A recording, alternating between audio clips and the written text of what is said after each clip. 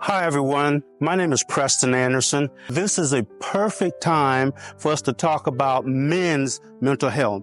Now, there are many biological and sociological gender differences between men and women, and some of the most primary distinctions include men's mental health, which includes the prevalence, the diagnoses, the escalation, and the treatment of mental health illness.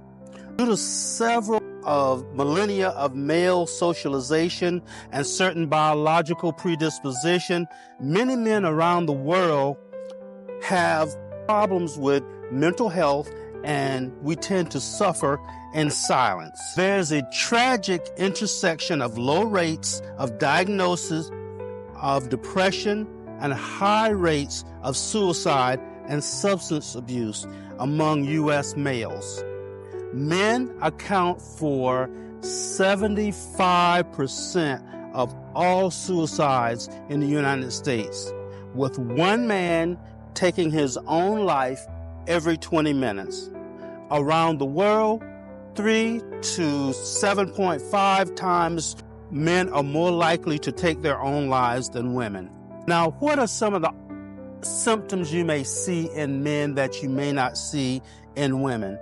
Anger, irritability or aggressiveness, noticeable changes in moods, energy level, and appetite, difficulty sleeping or sleeping too much, difficulty concentrating, feeling restless or on edge, increased worry or feeling stress, misuse of alcohol, drugs, or both. Now, we often think of mental health illness as an individual thing, but the truth is, most times mental health problems create a ripple, which means it affects family, it affects friends, it affects coworkers. And a lot of times when men struggling to be the breadwinners of the family, and especially since COVID, a lot of jobs have been downsized, a lot of jobs did not come back. There is always this issue of men feeling that they cannot support their families. Then there's the social media effect. This is not only a problem that affects men, but it's easy to feel as though others are doing better than we are because of social media. We see everyone's holidays, their celebrations, their vacation, their gourmet dinners. When a person feels something is lacking in his or her life, it can cause depression and other mental health conditions. Some men feel dejected. There is a high level of suicide among veterans and gay men, because a lot of them feel that they're not accepted. And because it is impossible to know which factors affect men and their mental illness, it's difficult to determine a course of action that could decrease the amount of mental illness.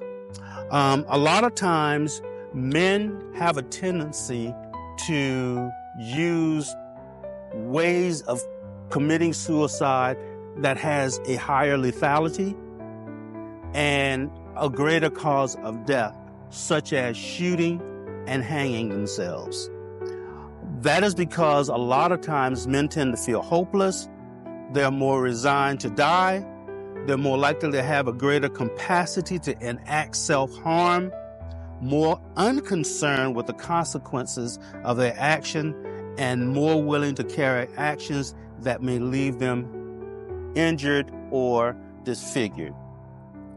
What I have to say is, men, don't suffer in silence. Talk to someone about your issues. We have people out there that love us, that care about us.